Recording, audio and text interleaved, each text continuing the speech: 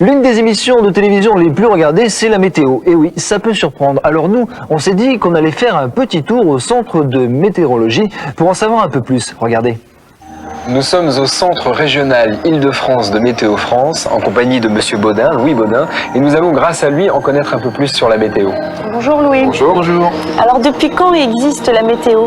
Et la météo, en fait, elle existe depuis que l'homme est sur Terre, je crois, puisque c'est quelque chose qui l'a toujours intéressé. Donc depuis tout le temps, il a cherché un peu à connaître quel temps l'attendait, au moins dans les heures ou les jours qui suivaient. Mais c'est vrai que c'est depuis la fin du 19e siècle que l'on s'y intéressait de façon plus rigoureuse, plus scientifique. Et c'est ce que l'on a aujourd'hui. C'est la météo d'aujourd'hui qui est plus rigoureuse et qui nous permet de faire des prévisions enfin à peu près fiables. Alors nous sommes à l'aube du 21e siècle et comment fait-on pour faire une prévision, pour savoir le temps qu'il fera par exemple demain? Alors pour faire une prévision météorologique, le premier souci de ce météorologie, c'est d'avoir une bonne connaissance réelle de l'atmosphère. Donc il va chercher à connaître sur la totalité du globe le temps qu'il fait au présent. Et pour ça, il va utiliser un certain nombre de moyens comme l'observation humaine, c'est-à-dire qu'à toutes les 3 heures, un Russe, un Allemand, un Soviétique, un Américain ou un Néo-Zélandais va faire cette observation. Et ensuite, on va la centraliser. Pour la France, c'est à Toulouse que ça se passe.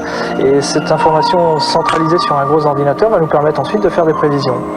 En quoi la météo peut nous aider dans notre vie de tous les jours? Oui, je crois que c'est ça en fait qui intéresse tout le monde aujourd'hui, c'est que plus la qualité, donc plus la prévision est fiable, donc plus on peut s'en servir, ne serait-ce que pour savoir si le matin on doit partir ou non avec son parapluie. Je crois qu'aujourd'hui c'est quelque chose qu'on commence à savoir faire à peu près bien. Et puis aussi sur la sécurité des gens, il y a des phénomènes météo qui sont tellement dangereux qu'ils peuvent mettre en péril la vie des populations entières. On le voit avec les cyclones par exemple, et plus on est capable de connaître ces cyclones et leurs prévisions de trajectoire, et plus on peut éviter des dégâts importants tant humains que matériels. Vous utilisez donc des images satellites comme derrière. Est-ce que vous avez d'autres Oui, alors effectivement, l'observation humaine ne suffit pas. Il faut donc y ajouter, en particulier sur les océans, où là, il est difficile de mettre un petit homme sur un bateau tous les 25 km. Ça va être assez difficile pour lui. Donc on a pris en plus les images satellites, comme on le voit derrière, donc qui nous permettent de combler un petit peu ces endroits où on avait une difficulté à obtenir des observations.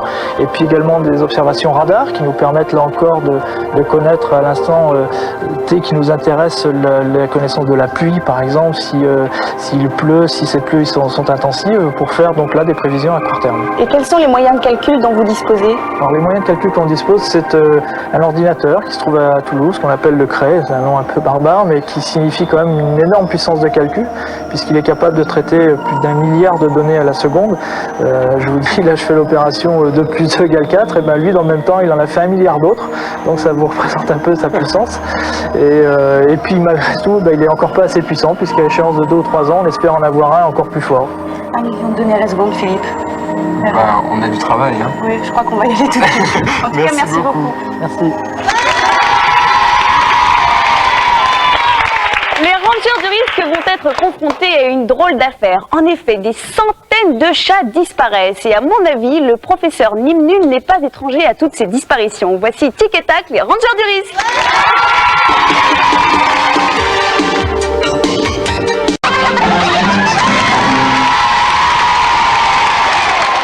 Attention, dans quelques instants, nous verrons le deuxième indice de notre concours, ce qui vous permettra peut-être de découvrir le personnage que nous recherchons ce matin. Alors, à tout de suite dans le Disney Club.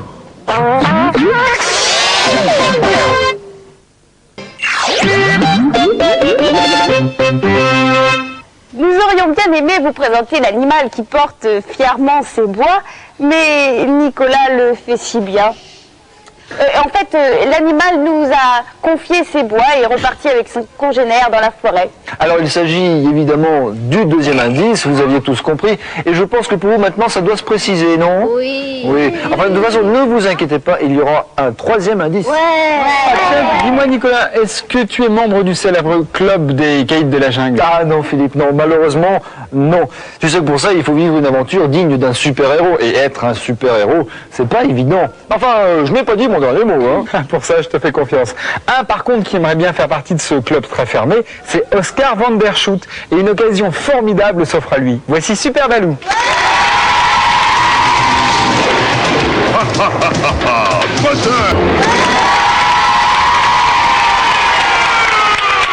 Eh Philippe, penses-tu que Julie va me laisser réaliser la séquence cuisine d'aujourd'hui? Oh, bah ça, je pense qu'il n'y a pas de problème, elle va accepter, mais est-ce que tu sais justement ce qu'il faut réaliser aujourd'hui? Ah bah non, tu sais toi? Ah, non plus, ça. Non plus. Oh, bah, tu sais, de toute façon, hein, moi du moment que ça se mange, je suis prêt à tout. Bon, bah c'est ce que nous allons voir. En tout cas, on se retrouve dans quelques instants dans la suite du Disney Club.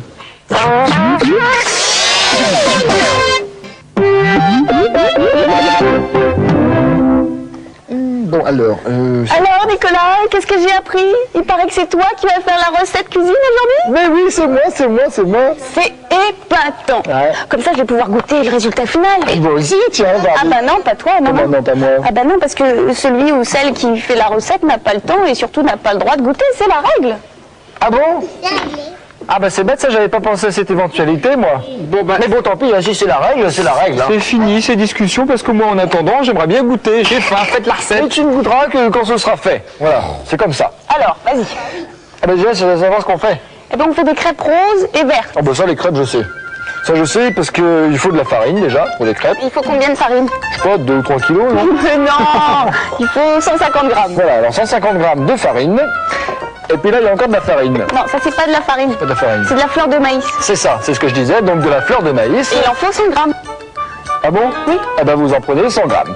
Ensuite, on a du jambon là. Là, Non, ça n'a rien à voir avec... Bon, je le ferai après ça, le jambon. oui, c'est pas dans la pâte à crêpes. Bon alors, il faut des œufs. Bon, là, il y en a 2, donc ça c'est facile. Sans la coquille, les œufs, Nicolas. Non, je précise parce qu'avec Nicolas, c'est Ne te laisse pas perturber, Nicolas, voilà, enchaîne. exactement. Ça doit être dur pour toi hein, de faire ça. Parce Bah, que... tu comprends, oui. Ouais, il est quand même pénible. Hein. Oui, toi aussi d'ailleurs. Bon, enchaîne. Alors ça, c'est encore de la farine. Oh, mais non, Nicolas. Non, c'est pas de la farine ça. C'est C'est un effort. pas de la farine ça. C'est de la levure chimique. C'est ça. Donc, Pour un demi-sachet. voilà, vous prenez un sachet, vous, Un sachet, ouais. et vous coupez en deux, ça vous fait un demi-sachet. Oui. Ça, ce sont des herbes de Provence. Il faut à peu près 3 cuillères à soupe. C'est ça, 3 cuillères à soupe. Et là, ça va être de la crème fraîche. Non, c'est du fromage blanc, mais t'en C'est as pas du besoin fromage pour blanc. la pâte à crêpes, t'en as besoin pour la suite de la recette. Bon. Et ben on attend, fais-nous la pâte à Et il crêpes. faut du lait aussi. Ah bah oui, il faut un demi-litre de lait. Voilà, Bah tu vois. un demi de lait. Tu vois, je que Julie est là. Hein, parce Non, mais je que- maîtrise, là, je maîtrise. Bon. Alors vas-y. Alors, on mélange donc la farine. Attention, attention, poussez-vous les enfants. Avec. T'as un petit peu peur, moi. Non, ça va. Avec donc la fleur de maïs. de maïs. Voilà. On prend les œufs. Bon, ça c'est facile. Attention. Oh là là, je crains de pire. Tu mettras les coquilles dans l'assiette à côté, là. Voilà. Voilà. Partout, hein, c'est vraiment. On prend les œufs. Et on prend le lait.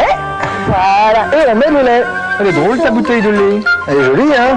Et tu mets aussi les herbes de Provence. C'est pour ça que c'est vrai que Ah dans voilà, une... c'est ça, je comprenais pas l'intervention des herbes de Provence. Bah, ce sont des crêpes vertes. Voilà, donc c'est normal qu'on les mette. On en a mis peut-être un petit peu trop. Et tu n'oublies pas sel. le demi-sachet de levure chimique, un petit Oui. peu de sel. Moi, je vais mettre le sel. Voilà. Et ensuite, eh bien, c'est très simple. Il vous suffit de faire la pâte. Alors pour cela, vous mélangez jusqu'à obtenir... Qu'est-ce qu'il y a? Nicolas, tu sais que la pâte à crêpes, c'est une pâte liquide. Donc tu n'as pas besoin de mélanger avec les mains. Tu pouvais prendre une oui. cuillère ou un fouet. Bon, Allez, bref. dépêchez-vous, moi j'ai faim. Hein. Bon, alors la suite de la recette, il faut prendre 300 grammes de jambon. Excuse-moi, hein, je prends la relève, Nicolas, je préfère. 300 grammes de jambon que vous hachez en tout petits morceaux. Vous y ajoutez 2 petites cuillères à café à l'intérieur, ainsi que les 100 grammes de fromage blanc, et vous obtenez ce résultat. Oh, que je vais Vous faites- m'empresser de goûter. Bah, Philippe, s'il te plaît. J'aurais dû faire la suite. Vous faites cuire les crêpes, vous Voilà. obtenez ce résultat. Vous voyez, donc ce sont des crêpes qui sont un petit peu vertes. C'est Moi, pour je ça vais qu'on les rester appelle les crêpes vertes. Et en ajoutant cette préparation à base de jambon, eh bien, vous...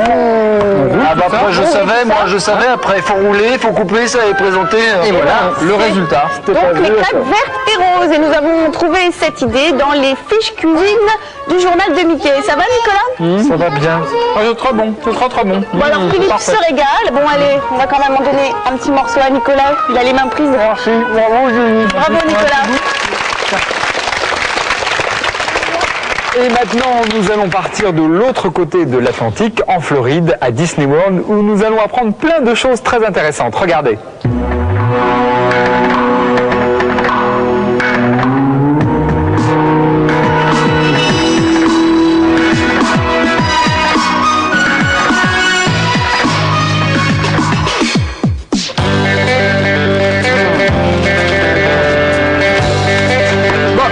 Bah, dis donc Nicolas, tu vas mettre ton papier dans la poubelle quand même. Oh pardon Philippe, excuse-moi.